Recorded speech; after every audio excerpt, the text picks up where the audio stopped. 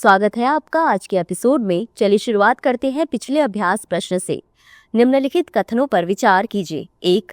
वर्ष 1944 में हुए ब्रेटन वुड्स सम्मेलन ने अंतर्राष्ट्रीय मौद्रिक प्रणाली की स्थापना की जो स्थिर विनिमय दरों की विशेषता थी।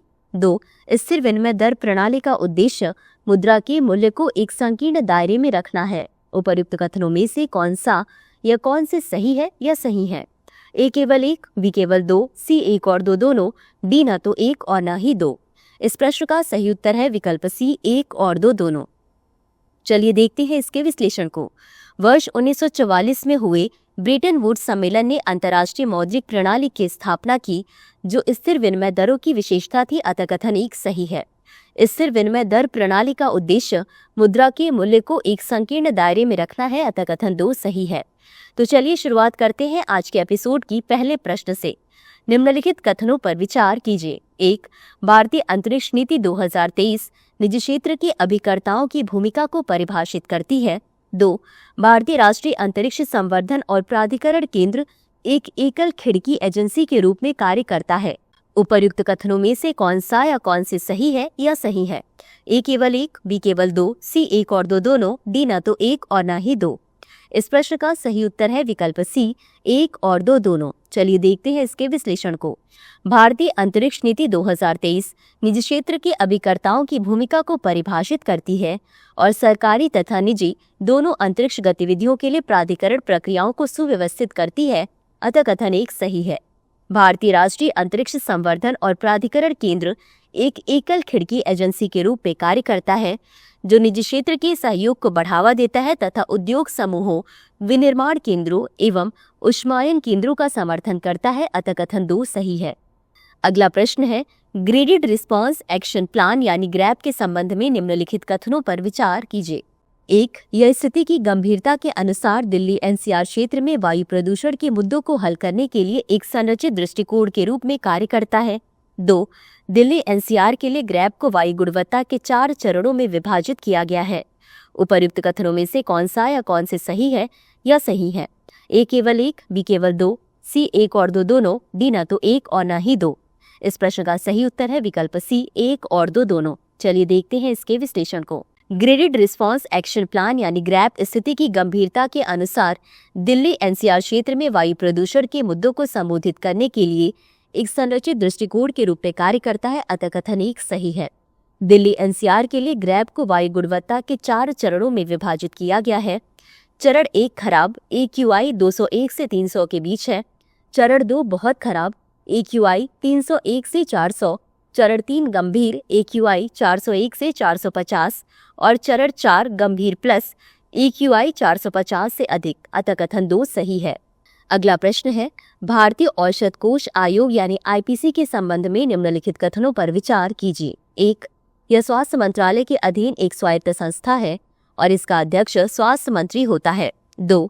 यह अशुद्धियों की स्वीकार्य सीमा और ऐसी अशुद्धियों के लिए जेनेरिक दवाओं के परीक्षण हेतु विश्लेषणात्मक तरीकों सहित मानक निर्धारित करने के लिए जिम्मेदार है। उपर्युक्त कथनों में से कौन सा या कौन से सही है या सही है? ए केवल 1, बी केवल 2, सी 1 और 2 दोनों, डी न तो 1 और न ही 2। इस प्रश्न का सही उत्तर है विकल्प बी केवल 2। चलिए देखते हैं इसके विश्लेषण को। भारतीय औषध कोष आयोग यानी आईपीसी यह स्वास्थ्य मंत्रालय के अधीन एक स्वायत्त संस्था है और इसकी अध्यक्षता स्वास्थ्य सचिव करते हैं, अतः कथन 1 सही नहीं है। यह अशुद्धियों की स्वीकार्य सीमा और ऐसी अशुद्धियों के लिए जेनेरिक दवाओं के परीक्षण हेतु विश्लेषणात्मक तरीकों सहित मानक निर्धारित करने के लिए जिम्मेदार है, अतः कथन 2 सही है। अगला प्रश्न है निम्नलिखित युग्मों पर विचार कीजिए जिसमें एक तरफ समिति और दूसरी तरफ उद्देश्य दिए गए हैं। 1. वोहरा समिति चुनावों का राज्य वित्त पोषण। 2. दिनेश गोस्वामी समिति चुनाव सुधार। 3. इंद्रजीत गुप्ता समिति अपराध और राजनीति के बीच गठजोड़ पर। उपर्युक्त में से कौन सा या कौन से युग्म सही सुमेलित है या सुमेलित है? ए केवल 2, बी केवल 1 और 2, सी केवल 2 और 3, डी 1, 2 और 3। इस प्रश्न का सही उत्तर है विकल्प ए केवल 2। चलिए देखते हैं इसके विश्लेषण को। अक्टूबर 1993 में एन वोहरा द्वारा प्रस्तुत वोहरा समिति की रिपोर्ट में राजनीति के अपराधीकरण और भारत में अपराध और राजनीति के बीच गठजोड़ की जांच की गई थी। अतः युग्म 1 सही सुमेलित नहीं है। चुनाव सुधारों पर दिनेश गोस्वामी समिति 1990 की स्थापना वर्ष 1990 में पूर्व प्रधानमंत्री विश्वनाथ प्रताप सिंह की अध्यक्षता में बुलाई गई एक अंतर राजनीतिक पार्टी की बैठक द्वारा दिए गए कुछ सुझावों की जांच के लिए की गई थी। अतः युग्म 2 सही सुमेलित है। इस समिति ने अनेक विषयों पर अपनी सिफारिशें दी, जैसे कि चुनाव आयोग का गठन, उसकी स्वतंत्रता सुनिश्चित करना तथा मतदाता सूचियों का उचित प्रबंधन आदि। कुछ सरकारी रिपोर्टों ने चुनावों के राज्य वित्त पोषण की जांच की है, जिनमें चुनावों के राज्य वित्त पोषण पर इंद्रजीत गुप्ता समिति 1998, चुनाव कानूनों के सुधार पर विधि आयोग की रिपोर्ट 1999 आदि शामिल हैं। अतः युग्म 3 सही सुमेलित नहीं है। अगला प्रश्न है, निम्नलिखित कथनों पर विचार कीजिए। 1. कृषि लागत एवं मूल्य आयोग यानी CACP प्रत्येक फसल के लिए राज्य और अखिल भारतीय औसत स्तर पर 3 प्रकार की उत्पादन लागत की गणना करता है। 2. A2 में किसान द्वारा बीज, उर्वरक, कीटनाशक, श्रम, पट्टे पर ली गई भूमि, ईंधन, सिंचाई आदि पर सीधे नकद और वस्तु के रूप में किए गए सभी भुगतान एवं व्यय शामिल है। उपर्युक्त कथनों में से कौन सा या कौन से सही है या सही है? A केवल 1, B केवल 2, C 1 और 2 दोनों, D न तो 1 और न ही 2। इस प्रश्न का सही उत्तर है विकल्प C 1 और 2 दोनों। चलिए देखते हैं इसके विश्लेषण को। कृषि लागत एवं मूल्य आयोग यानी CACP प्रत्येक फसल के लिए 3 प्रकार की उत्पादन लागतों की गणना करता है जो राज्य और अखिल भारतीय औसत स्तर पर होती है। अतः कथन 1 सही है। A2 इसमें किसान द्वारा बीज, उर्वरक, कीटनाशक, श्रम, पट्टे पर ली गई भूमि, ईंधन, सिंचाई आदि पर सीधे नकद और वस्तु के रूप में किए गए सभी भुगतान एवं व्यय शामिल हैं। अतः कथन 2 सही है। अगला प्रश्न है, गैर बैंकिंग वित्त कंपनियों यानी NBFC के संबंध में निम्नलिखित कथनों पर विचार कीजिए। 1. यह कंपनी अधिनियम 1956 या कंपनी अधिनियम 2013 के तहत पंजीकृत एक कंपनी है। 2. वे भुगतान एवं निपटान प्रणाली का हिस्सा नहीं होते हैं तथा स्वयं पर चेक जारी नहीं कर सकते हैं। उपर्युक्त कथनों में से कौन सा या कौन से सही है या सही है? A केवल 1, B केवल 2, C 1 और 2 दोनों, D न तो 1 और न ही 2। इस प्रश्न का सही उत्तर है विकल्प C 1 और 2 दोनों।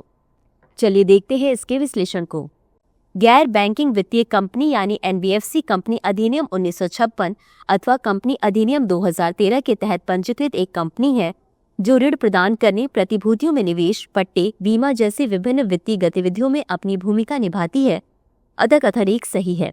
NBFC को मांग जमा स्वीकार करने की अनुमति नहीं होती है। ये भुगतान और निपटान प्रणाली का हिस्सा नहीं बनते हैं तथा स्वयं आहरित चेक जारी नहीं कर सकते हैं। अतः कथन 2 सही है। अगला प्रश्न है, निम्नलिखित कथनों पर विचार कीजिए। 1. पूर्वोत्तर भारत सिलीगुड़ी कॉरिडोर के माध्यम से भारतीय हृदय भूमि से जुड़ा हुआ है जिसे आमतौर पर चिकन नेक के रूप में जाना जाता है। 2. सिलीगुड़ी कॉरिडोर के दोनों ओर चीन, भूटान, बांग्लादेश और नेपाल है। उपर्युक्त कथनों में से कौन सा या कौन से सही है या सही है? A केवल 1, B केवल 2, C 1 और 2 दोनों, D न तो 1 और न ही 2। इस प्रश्न का सही उत्तर है विकल्प A केवल 1। चलिए देखते हैं इसके विश्लेषण को। पूर्वोत्तर भारत 21 किलोमीटर चौड़े सिलीगुड़ी कॉरिडोर के माध्यम से भारतीय हृदय भूमि से जुड़ा हुआ है जिसे आमतौर पर चिकन नेक के रूप में जाना जाता है, जो रेडक्लिफ लाइन द्वारा बनाया गया है। अतः कथन 1 सही है। सिलीगुड़ी कॉरिडोर भूटान, बांग्लादेश और नेपाल से घिरा हुआ है। अतः कथन 2 सही नहीं है। अगला प्रश्न है, लॉजिस्टिक्स प्रदर्शन सूचकांक निम्नलिखित में से किसके द्वारा जारी किया जाता है? A विश्व बैंक, B विश्व व्यापार संगठन, C अंतर्राष्ट्रीय मुद्रा कोष, D इनमें से कोई भी नहीं। इस प्रश्न का सही उत्तर है विकल्प A विश्व बैंक। चलिए देखते हैं इसके विश्लेषण को। लॉजिस्टिक्स प्रदर्शन सूचकांक विश्व बैंक द्वारा जारी किए गए लॉजिस्टिक प्रदर्शन सूचकांक 2023 में 139 देशों के सूचकांक में भारत अब 38वें स्थान पर है।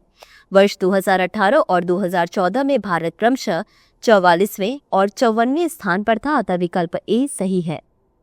अगला प्रश्न है, निम्नलिखित कथनों पर विचार कीजिए। 1. अनुच्छेद 321 ने चुनाव आयोग की स्थापना की नींव रखी जिसे सभी चुनावों का अधीक्षण, निर्देशन और नियंत्रण करने का दायित्व सौंपा गया। 2.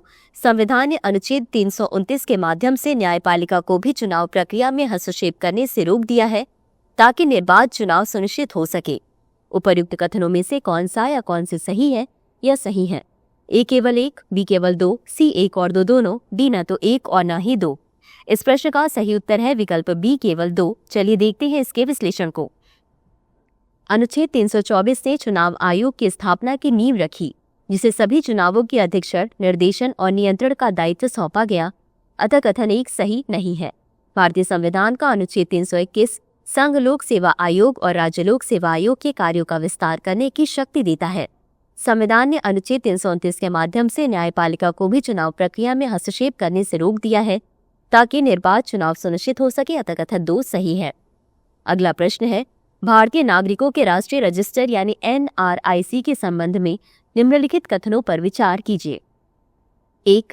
भारतीय नागरिकों का राष्ट्रीय रजिस्टर यानी NRIC अपना अधिदेश नागरिकता अधिनियम 1955 से प्राप्त करता है। 2. NRIC का मुख्य उद्देश्य सत्यापित नागरिक रजिस्ट्री बनाए रखकर राष्ट्रीय सुरक्षा को बढ़ाना है। उपर्युक्त कथनों में से कौन सा या कौन से सही है या सही है? A केवल 1, B केवल 2, C 1 और 2 दोनों, D न तो 1 और न ही 2। इस प्रश्न का सही उत्तर है विकल्प C 1 और 2 दोनों। चलिए देखते हैं इसके विश्लेषण को। भारतीय नागरिकों का राष्ट्रीय रजिस्टर यानी NRIC नागरिकता अधिनियम 1955 से अपना अधिदेश प्राप्त करता है। अतः कथन 1 सही है। NRIC का उद्देश्य मुख्य रूप से सत्यापित नागरिक रजिस्ट्री को बनाए रखकर राष्ट्रीय सुरक्षा को बढ़ाना है, लेकिन यह अतिरिक्त लाभ भी प्रदान करता है, जैसे पहचान सत्यापन को सुव्यवस्थित करना, पहचान धोखाधड़ी और दोहराव को कम करना तथा लक्षित कल्याण कार्यक्रमों को सक्षम करना, जो यह सुनिश्चित करते हैं कि लाभ केवल पात्र प्राप्तकर्ताओं तक पहुंचे। अतः कथन 2 सही है। तो चलिए अंत में देखते हैं आज के अभ्यास प्रश्न को। वनाग्नि के संबंध में निम्नलिखित कथनों पर विचार कीजिए। 1. वनाग्नि के लिए राष्ट्रीय कार्य योजना वर्ष 2018 में शुरू की गई थी। 2. वनाग्नि निवारण एवं प्रबंधन योजना एकमात्र सरकारी प्रायोजित कार्यक्रम है जो वनाग्नि से निपटने में राज्यों की सहायता के लिए समर्पित है। उपर्युक्त कथनों में से कौन सा या कौन से सही है या सही है? A केवल 1, B केवल 2, C 1 और 2 दोनों, D न तो 1 और न ही 2। इस प्रश्न का उत्तर कमेंट बॉक्स में जरूर दें। आज के लिए बस इतना ही। धन्यवाद। डियर व्यूअर्स, अपने एग्जाम की तैयारी को और बेहतर करने के लिए हमारे चैनल को लाइक, शेयर और सब्सक्राइब करना न भूलें।